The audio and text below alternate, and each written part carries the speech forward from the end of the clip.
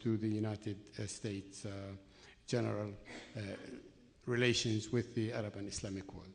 So this is the crucible. This is the crucible where race mixes with religion, with the haves and have-nots, with the browns and whites, with rich and poor, all of that in a very compact area of land where two people claim as their own. And it impacts everything else in the region. Not a single issue in the region will be resolved or come close to resolution by ending the conflict between the Palestinians and the Israelis. Not a single one, but every one of them will be easier to manage. This is why it is important to move on.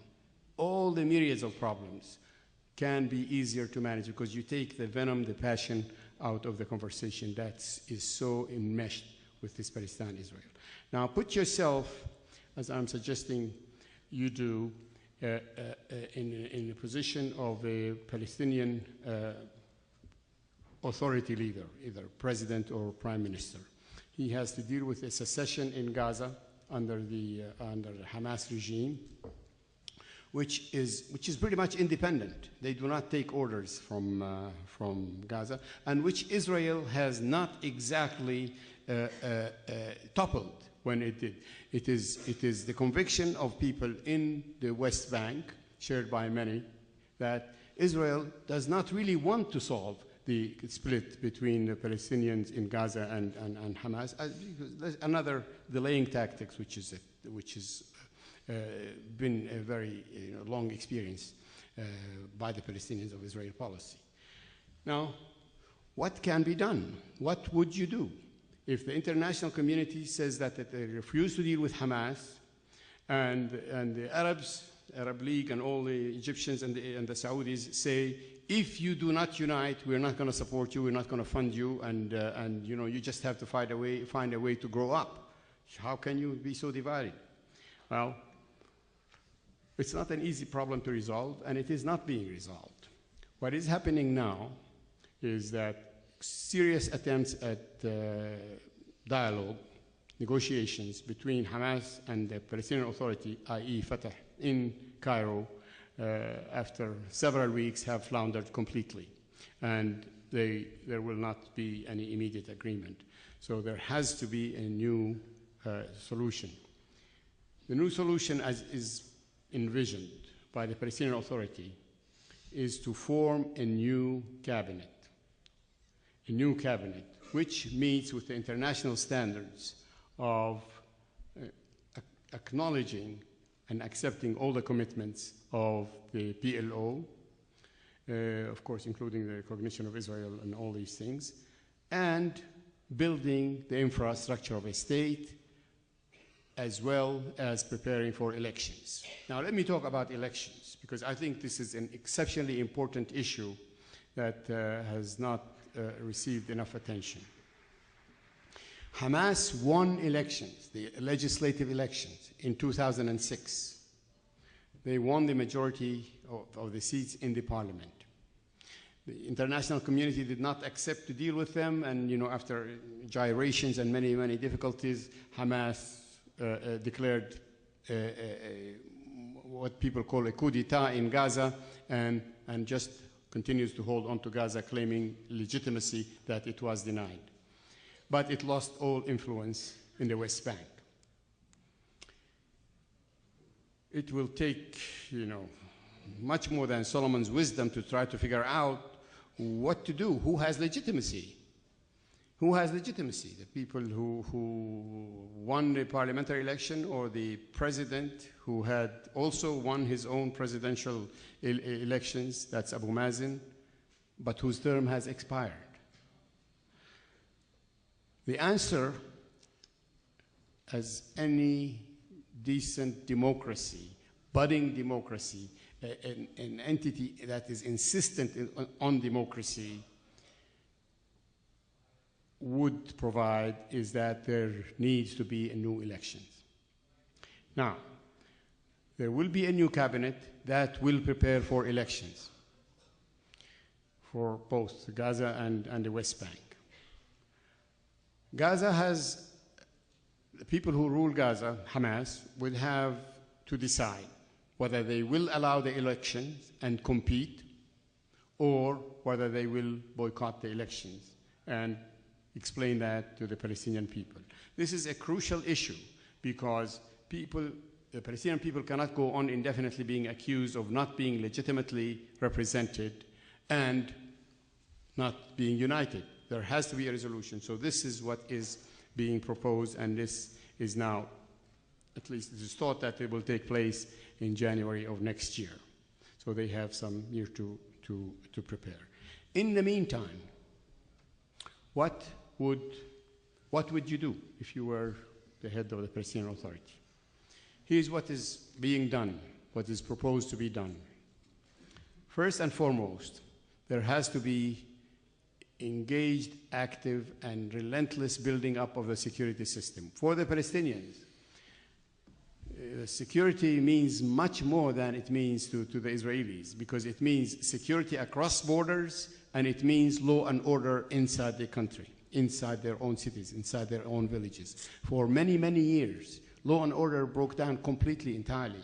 People were not secure about their cars, about their wives, about their children, about anything, their schools, because of the breakdown of security internally. So this is now being remedied by building up of a security system. This is an effort that the United States has been engaged with and has designated a General Dayton to continue. General Dayton is going to be a deputy to Mr. Senator George Mitchell. So he has a couple of years to continue this process of security building. Cannot be underestimated.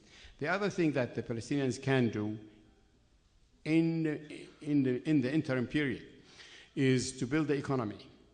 The economy of Palestine is in shambles. The Palestinians expect to have a source of fund from somewhere every month to pay the salaries of their employees, including teachers and police people and anybody who works for the government, at least $100 million. The international community finds it very hard to give money to the Palestinians. It finds it very easy to give promises of $5.7 billion and $3.7 billion every time the international community meets. They pledge incredible amounts of money, but that crucial $100 million doesn't show up. I cannot tell you. This very month, the Palestinians do not have money to pay for the salaries. 58 of which will go to Gaza, by the way. 58% of which go to Gaza. So, and there is something called checkpoints. That means that there is a huge intrusion on the mobility of the people. Mobility from their homes to their mother's home or somewhere, or from one village to the other. That applies to the movement of people and goods. How can an economy develop with a system of checkpoints where in the tiny little West Bank you have something like 600 checkpoints where people are delayed all the time? This is something that completely cripples the economy and would at least go in part to explain why the Palestinians need funding from the outside. They cannot develop an economy with such a system. I just want to remind people, just to put the people in context here, the United States found its market too small. The country is too small. So it decided to have NAFTA to go out to, to Canada and South America to expand the market. Just think of the West Bank as a place that is fragmented into such tiny. There's no way that an economy can develop. Now, we have something interesting coming up on the Israeli side. The new Prime Minister, Netanyahu, has taken a position that we need to offer the Palestinians economic peace. Economic peace. A leading Palestinian leader, to go unnamed, told him, why do we have an economic war? The answer is really yes, we do have an economic war. All the system of checkpoints and the entry and exit from the country and the lack of ability to develop any meaningful business in Palestine is a result of a system of that result from the occupation. So let us see what Mr. Netanyahu means. If he, what do you mean by putting an end to the economic situation, starting economic peace? That is a question that will be valid and is worth asking.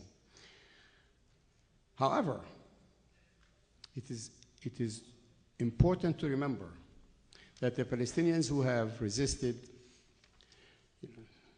60 years of fight, actual fight, continued with interruptions, to be subdued and give up on the national project of having a state, are not going to be bribed by improving their economy into accepting such a state. So there has to be clarity here.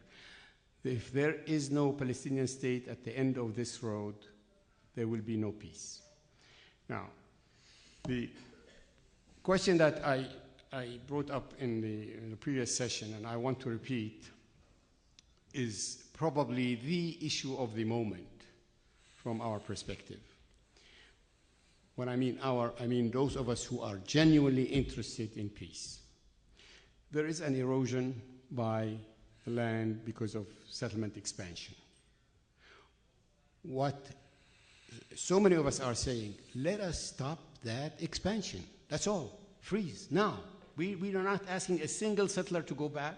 We're not asking for the cameras and the whole hoopla that goes with the Israeli government forcing its settlers to leave. We're asking that no further settlement expansion takes place. Freeze it now.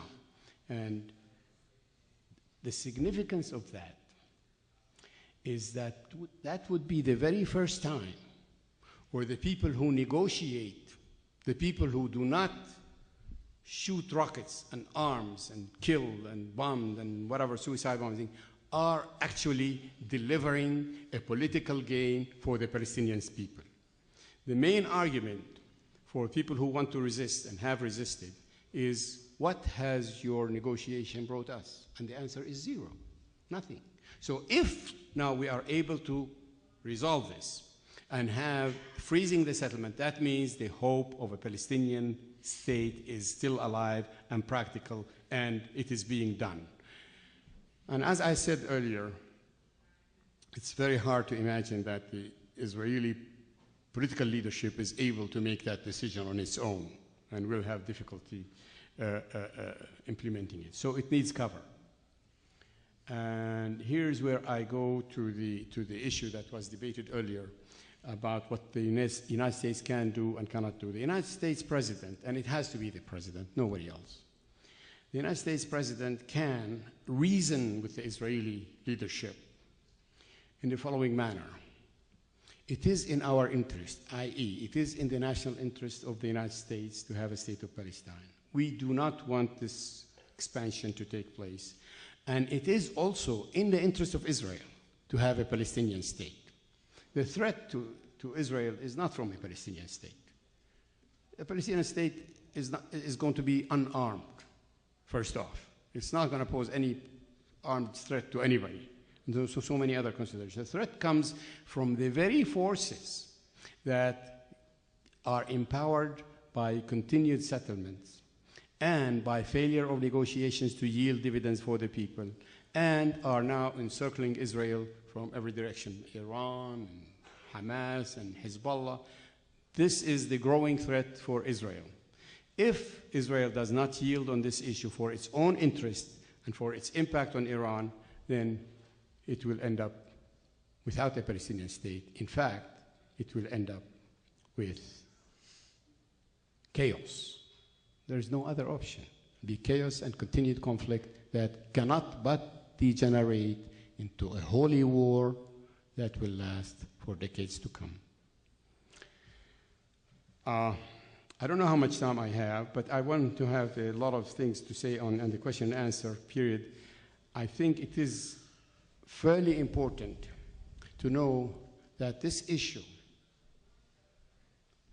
is a central issue for the security of the United States. Resolving it is in our national interest. To think of it as the United States being nice to somebody else out there and doing what its national duty as superpower of the world is missing the point entirely. There is so much passion directed against the United States. There is something wrong with the following formula. When a United States citizen abroad tells others that he's Canadian because he's afraid to be identified as American. There's something wrong with this formula, okay? I remember when I used to live over there, what it meant to be American, you know, the best of everything. So it is a story that has to be dealt with and talked about. And one more thing, we need to have a national coalition for the two-state solution. We need to support the policymakers to give them the kind of cover they also need. And here's, I make a specific plea and argued, I hope, convincing presentation to Jewish Americans. It is so clear that it is in the national interest of Israel to have a Palestinian state, that if its own dynamics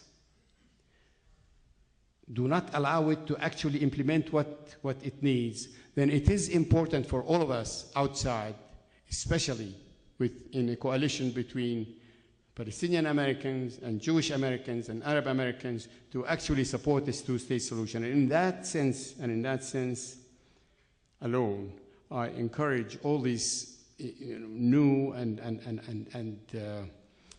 hopefully effective voices to support the two-state solution in this country. Thank you. Thank you.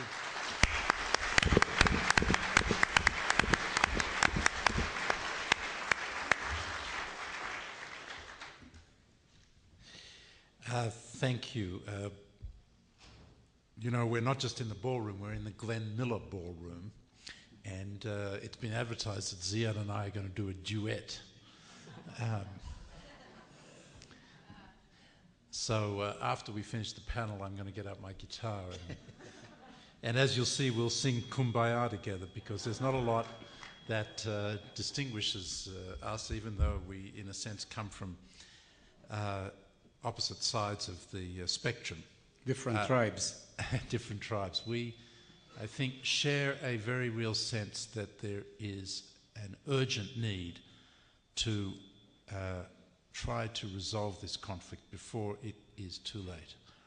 And you can already see in some of the things that Ziad has described, the way in which the clock is ticking on the Palestinian side, as divisions and have made it very difficult for Palestinians to present a unitary partner, as Hamas's argument for, in effect, a one-state solution gains greater salience, as the sense of disillusionment with the whole notion of an independent Palestinian state that takes hold amongst Palestinians.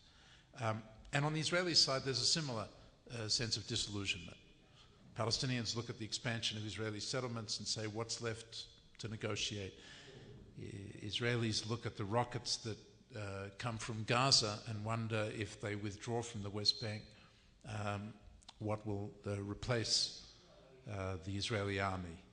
Will rockets be fired into Israel's main urban industrial center and its international airport? And so even though you have majorities on both sides that support in principle a two-state solution, there are stronger majorities on both sides who don't believe anymore that it will actually happen. So what is to be done? I want to give you my 5-point plan for resolving the Israeli-Palestinian conflict. This is after, in the previous panel, I argued we should be less arrogant and more humble. But it's 5 points just for the sake of brevity, to telegraph to you the way in which I think it can be done. The first, and clearly the most important in this environment, is for the President of the United States, Barack Obama, who has a unique ability to communicate to both sides of this conflict, for him to paint a vision of peace which reinvigorates the hope that an independent Palestinian state living in peace alongside a secure Israel is actually achievable. The second thing is for him to engage the Arab states in this effort. He met with King Abdullah of Saudi Arabia a few days ago.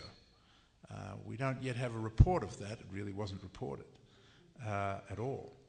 But I hope he said to King Abdullah of Saudi Arabia, listen, you have put forward in 2002 a very important Arab peace initiative, which has now been endorsed by all of the Arab states.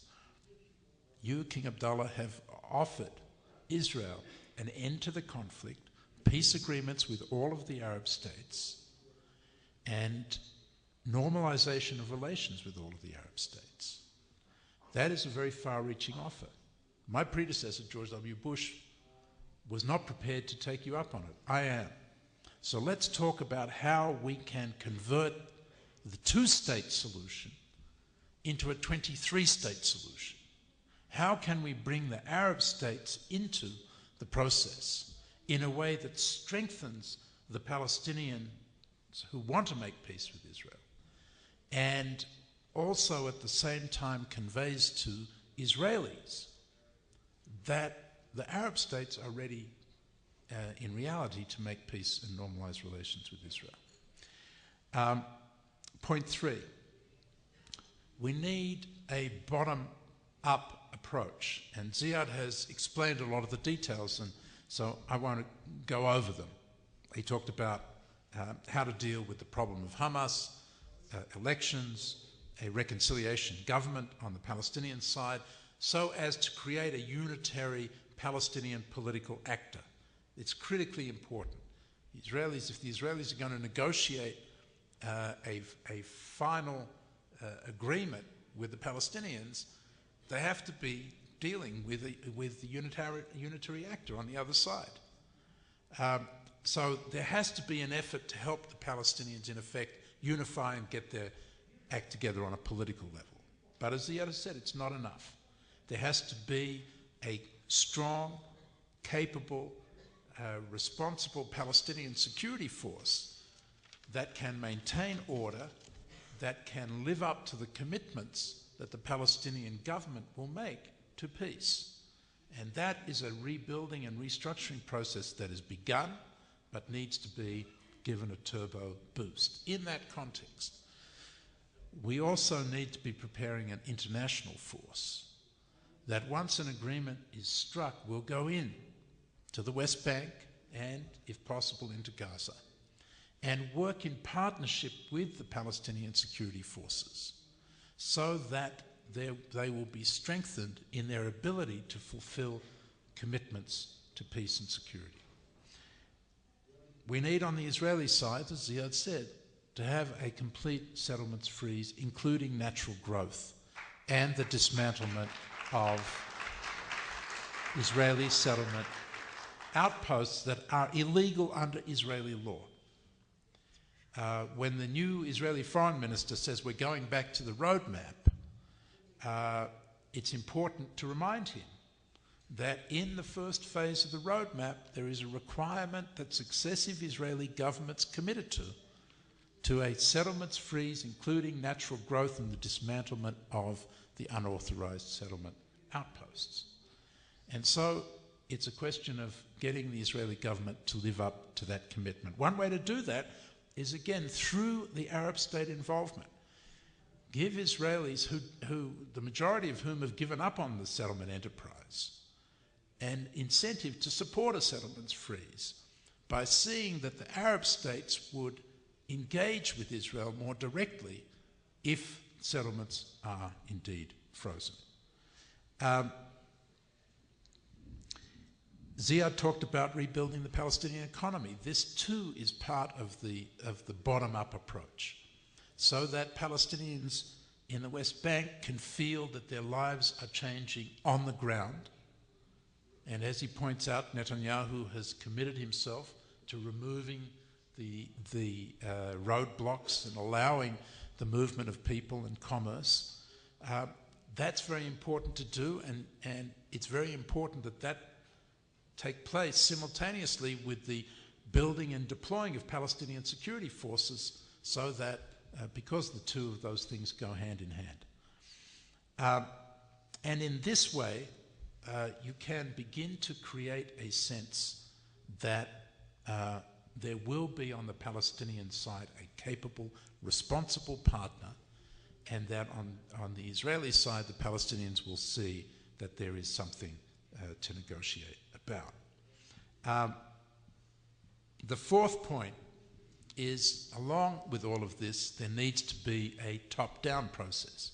There needs to be the resumption of final status negotiations. We can criticize George W. Bush from walking away from the process for 7 years, and I certainly would join the chorus. But in his last year, he introduced the Annapolis process. And part of that Annapolis process was a final status negotiation between the government of Israel and the Palestinian, or the PLO, led by Abu Mazen. And those negotiations actually went a long way to bring us back exactly to the point where we left off at the end of the Clinton administration with the Clinton parameters.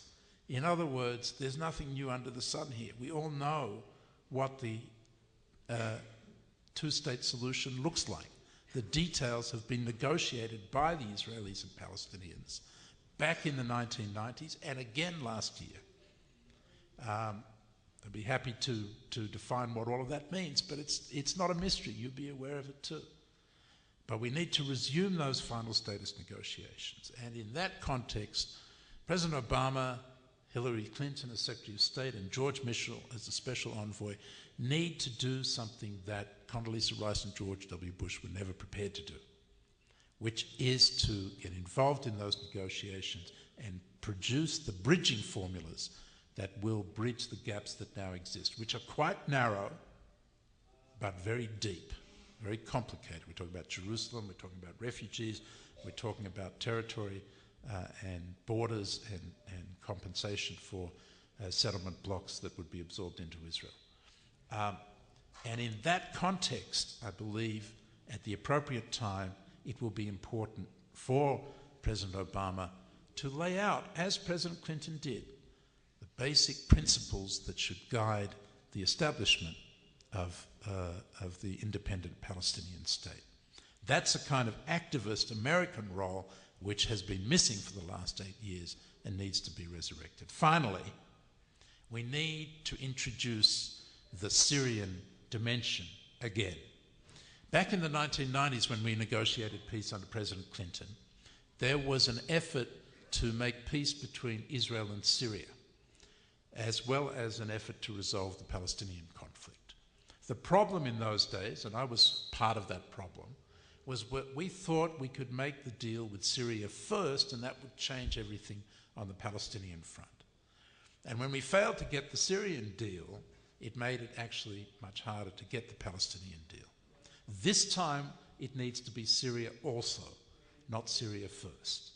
But pursuing an Israeli-Syrian peace at the same time as we do all these things that I've described on the Palestinian-Israeli side will have a number of advantages. First of all, Syria is the beating heart of pan-Arabism. Its engagement directly with Israel will provide cover for the Arab states to engage with Israel. As if Syria is doing it, why shouldn't they? And it will provide cover for the Palestinians who are negotiating with Israel. It will put pressure on Hamas and Hezbollah because one of their primary patrons, Damascus, will be engaged in making peace with Israel. The Syrians want to do it. The Israelis see that it's in their strategic interest to make peace with Syria because they want to try to bring Syria out of its alignment with Iran, which they now see identifies an existential threat to Israel. And the Turks, because George Bush would not involve himself in this effort to make peace between Israel and Syria in the last year, the Turks came in and laid the foundations for the resumption of the direct negotiations. Back in the 1990s, we essentially resolved all of the issues on the Syrian track, except for 50 meters around the northeast sector of the Sea of Galilee. And the basic deal is there to be done. And if we achieve a breakthrough with the Syrians, it will really give a turbo boost to the effort with the Palestinians. So that's the 5-point plan. All we got to do is make it happen.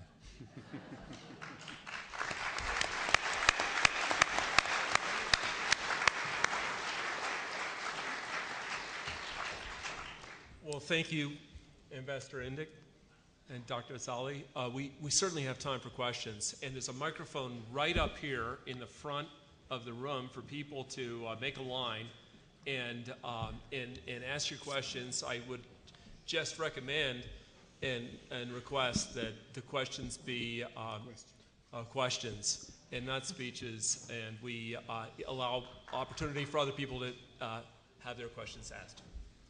Sir? Go ahead. I'd like to bring up the subject of Gaza. I haven't heard much talk about it today.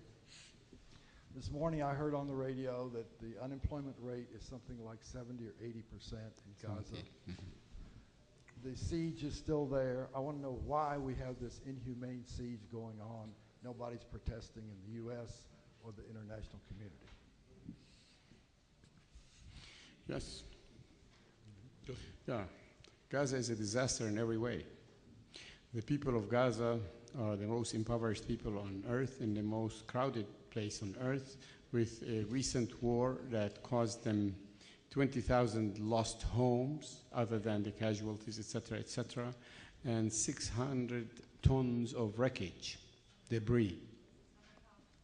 600,000. What did I say? Anyway, so there's not enough of anything in Gaza.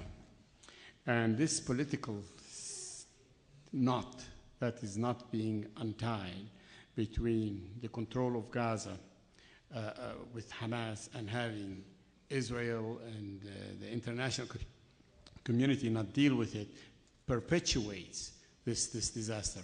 We're trying to separate the issues in Gaza about the aftermath of the war to two issues. One is relief, actual relief, give them food and water and electricity and very, very, basic things to live. And the other is reconstruction. The relief has to go through both Egypt and Israel, and it is a slow and painful process, et cetera, et cetera. People are not dying of starvation, but they're on a diet. The reconstruction takes coordination between anybody who's bringing in the support from outside and the people who run Gaza, which is in this case Hamas. Nobody wants to deal with them. So one of the most original ideas that have come out on reconstruction came from the Palestinian Prime Minister, who basically designed a system whereby the reconstruction would be a process between people who have suffered damage to their homes, the 20,000 people who have had damage to their homes, and the local banks. And the money would come from the international community through the Palestinian Authority in Gaza, and which would just fund these people. And if you have had your home damaged, there's no question asked. Just prove that your home has been damaged, and you're given a grant and a loan. This way, that bypasses the power, the actual power of who runs Gaza. The program is in effect. It is not funded. It's not funded. There is a need now, immediate need for $300,000 just to relieve one of the most, terrible situations, and it is not funded. The issues of crossings and dealings with the Egyptians, etc., is just much more complicated and will take time, precisely because of the issue of dealing with Hamas, or how long will it take for Hamas to kind of accept a two-state solution and establish a ceasefire with Israel. It is entirely possible, judging by what we see, that this catastrophic situation in Gaza may extend for a period of time without any immediate solutions. Let's get the next question. Thanks. Yeah, could you discuss the parts of the wall that are built on internationally recognized Palestinian lands? And also, I wanted to ask Mr. Indyk, The U.S. and Israel have blocked sending in international peacekeepers from the UN, I believe 4 or 5 times. And you mentioned sending in international forces. Can you explain why the U.S. and Israel have blocked that in the past? I'm not sure what your point is about the barrier that's been built in the West Bank. It's been built on West Bank land. You know, we can make distinctions about whether it's government-owned land or privately owned land. Some of it clearly is privately owned land. It incorporates about 8.5% of the West Bank. The land of the West Bank is on the western side of that barrier. It's part of the reason why it's important to try to get those final status negotiations going again to resolve that.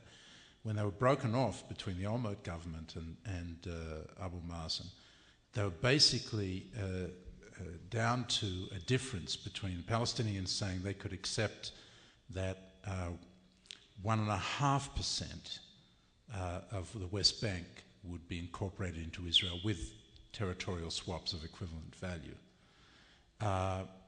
And the Olmert government saying they wanted 5%.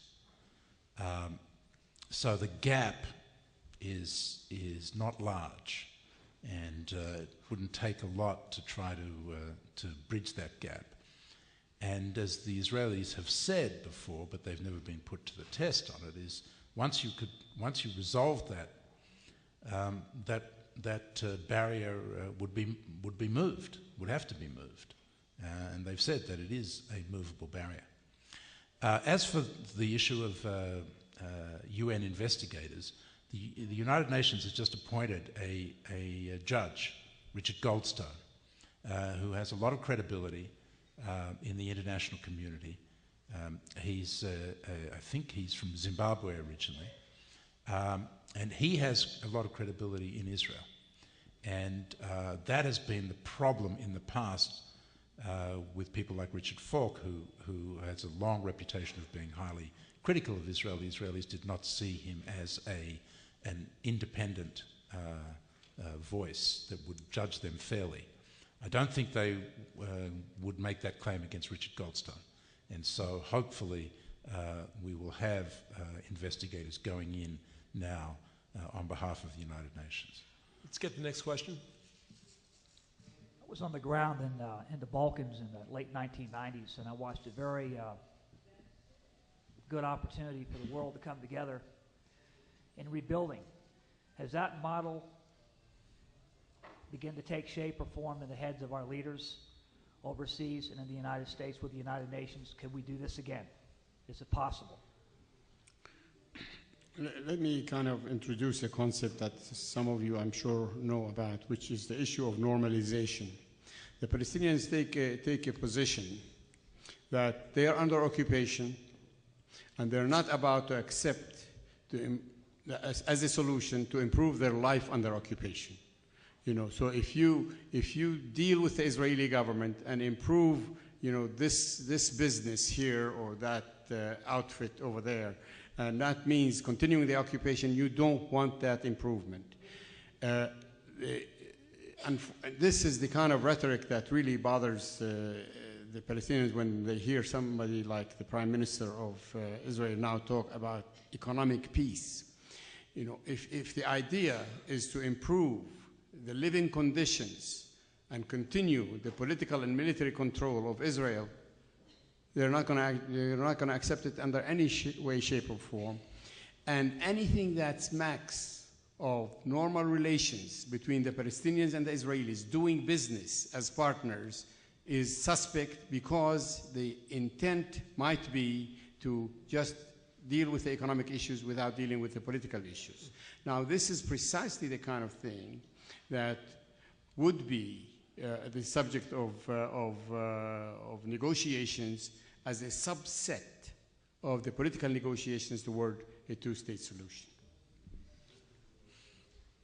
Next question. Mr. Indyk, during the break, a Palestinian man came up to you and verbally attacked you. Given that we have two sides that have been at each other's throats since the beginning of the 20th century, and there's so much anger and distrust built up. How can you diminish the passions on both sides? And then a quick question. The second question, most creative solution I've ever heard to the problem was out in the hallway, I think it was 2 years ago. I overheard a conversation where somebody suggested, who was giving us a talk in one of the rooms, that the United Nations be moved from New York City to Jerusalem. Now this would never happen, but for both of you, what might be your opinion on that? You say it might never happen, but I actually, at the end of the Clinton administration, when the Clinton parameters had been put down and Yasser Arafat was showing an unwillingness to accept them, Shimon Peres came forward with precisely that idea, that the way to resolve the particularly complex competing religious claims, because the Haram al-Sharif and the Temple Mount are essentially the same place, and Jews and Muslims both claim them as holy places for their religions. And so he suggested should move the UN headquarters to Jerusalem, the city of peace, and make this an international city in which neither side would have claims to sovereignty. So the idea is out there, and I think what it underscores is that the mistake that we made in those days was thinking that we could divide the sovereignty in some way. And I don't think that's acceptable to either side. And so there has to be a way of dissolving the sovereignty. And that's why, there's nothing new under the sun. That's why the UN came up with the idea of internationalizing Jerusalem back in the 1940s. So in terms of your other question, it's a very difficult problem. How do you take the anger and hatred out of the hearts of people that have been fighting each other for so long and inflicting so much pain on each other for so long? And it's very difficult to do. I think that there have been a lot of efforts on a people-to-people level to try to build personal relationships across this divide. But I can tell you that while they're very important, they always fall short. Because unless you have the recreation of what happened on the White House lawn in September 1993, when Yasser Arafat and Yitzhak Rabin shook hands and the leaders were committing themselves and their people to resolving the conflict, you're not going to be able to change the culture from a culture of violence to a culture of peace. The other part of it, I don't know whether you were here for the earlier session, I said, is it's really important that the leaders speak to their own people. Not only symbolize the fact that the conflict is going to be ended, but speak to their own people about the need to end the conflict, to change the culture of violence. And it's really hard to do. And left to their own devices, I'm convinced that Israelis and Palestinians will not be able to do it. And that's why I say that the critical ingredients of the five-part peace plan, it starts with an American president who can speak to both sides in the way that Barack Obama can. Dr. Asali, you want to? Yeah, part of this passion issue is the fact that both peoples have a sense of victimization, a monopoly on victimization, victimhood as a state of being. And you can see this perpetuated in a very toxic public discourse in the media, and what I personally call Al Jazeera Fox News syndrome, where they kind of feed off of each other. The other guy is terrible, is so terrible, you can never ever deal with him, and look at the series of things that he has done today that are bad. Now that is going to have to be part of the process. It is unfortunately, the word process is fraught with difficulties whenever you talk about the Middle East process. peace process. But that has to be part of the process of bringing down the heat a little bit to make it possible for politicians as they prepare to deliver their speeches, that it doesn't move from where we are now to the time when they give their speeches. We have to have a period of cooling down, and that has to be part of a negotiated process. That includes the Arabs too, by the way, not the United States, Israel, and the Arabs to improve on this victimhood issue. Let's have the next question. Yes, with the Obama administration proposing a two-state solution, and Israel just coming out with, we don't want a two-state solution, do you see a change in U.S. policy toward Israel, and if so, how so?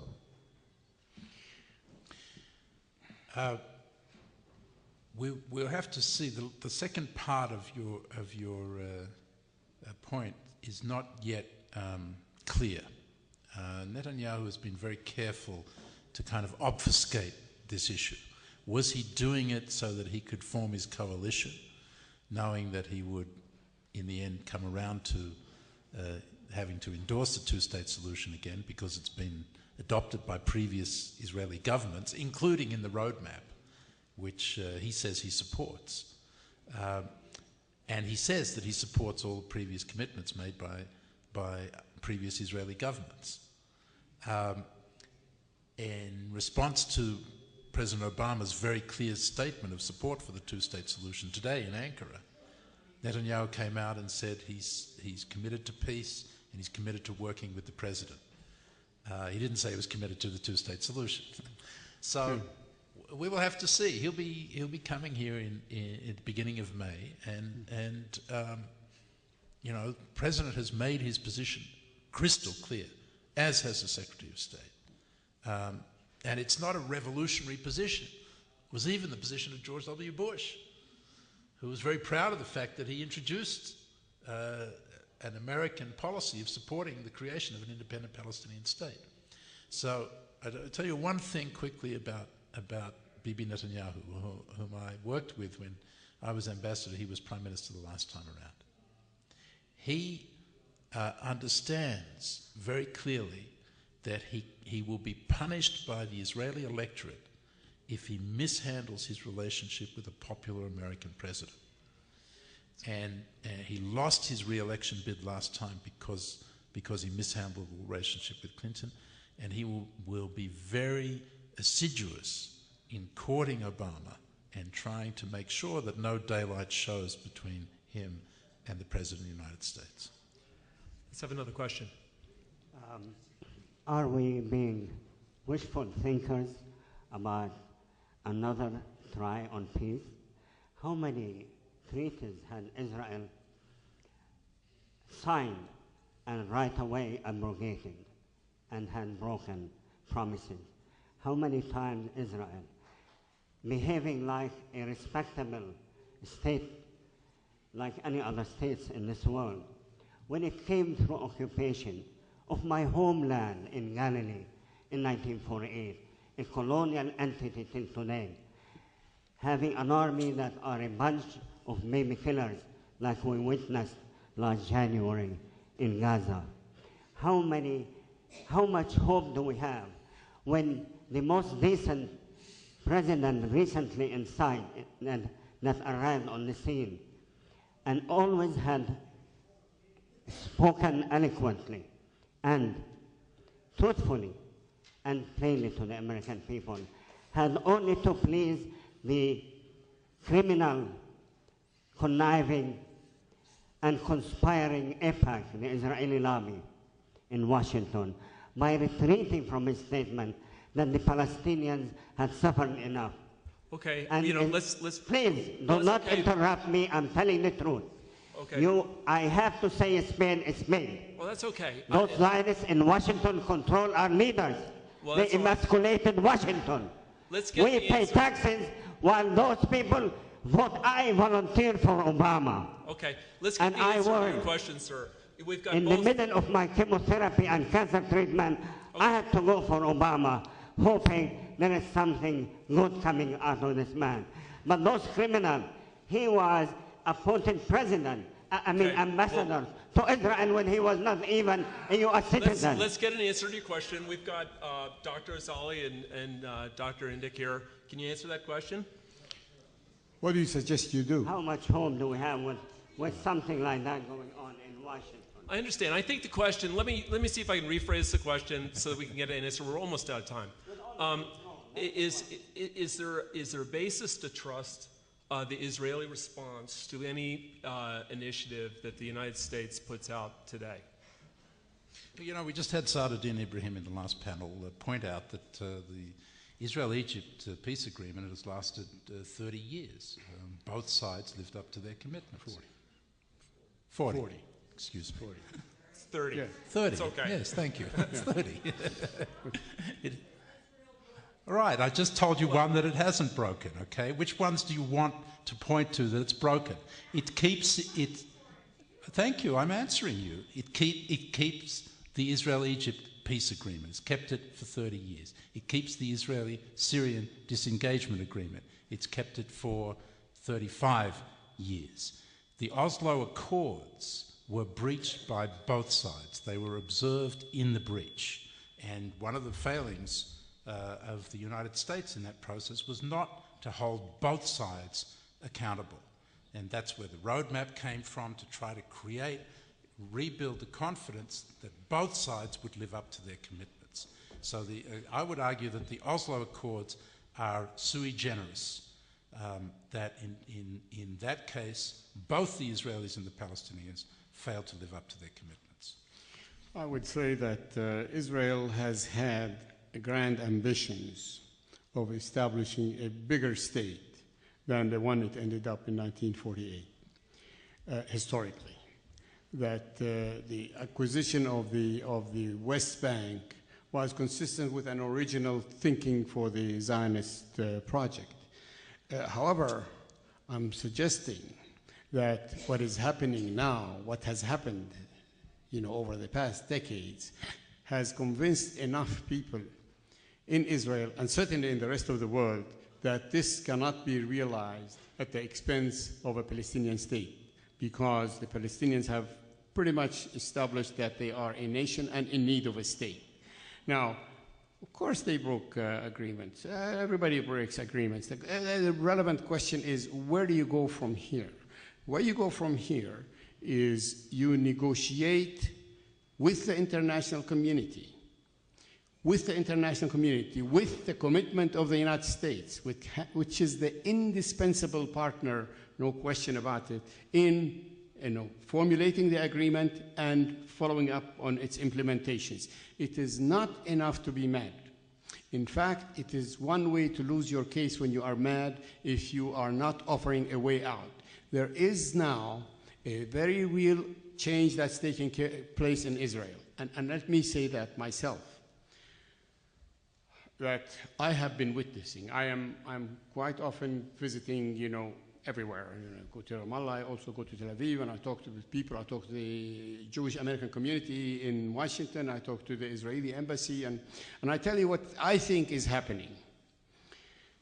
There is a sense that the old think, which is take the lands of the Palestinians, kick them out, destroy their economy, prevent them from having a state, humiliate them, all that. That's old think. That reflects the zero-sum game mentality that both sides have played with for some time.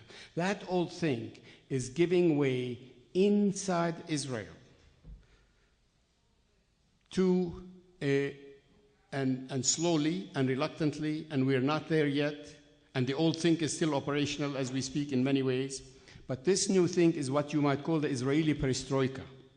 The Israeli perestroika is basically saying, what is this business? Denying the Palestinian state is really contrary to our national interest. And I'm saying that the Israeli security people are saying that, not the people of the left, the usual, people who, wanted the solution from the... And they perceive the threat as coming from elsewhere, from the whole region. So this perestroika should be encouraged. This perestroika should be given a chance to actually be in charge and deliver the kind of agreement that Israel will sign and will stick to. There is no other option. There is no other option. Nobody has a military option. Israel kept trying all these wars. Look, is it safe? And the Palestinians and the Arabs have tried all these wars and lost all the time. Are they safer? Are they closer to getting? No, there is no military solution. So this business of being just so unhappy with the negotiations, there's no end to it. You have to, as a grown-up, accept that the other guy has a claim. You have a claim. Let's see how we can resolve it. And I personally think that it's frankly irresponsible to pass up the opportunity to negotiate. Dr. Asali and Ambassador Indyk, thank you so much. We're out of time. I wish we could go longer. But thank you. I know you've waited patiently. If you'd like to come up, our speakers will certainly be here for a few minutes to ask the questions. Any additional?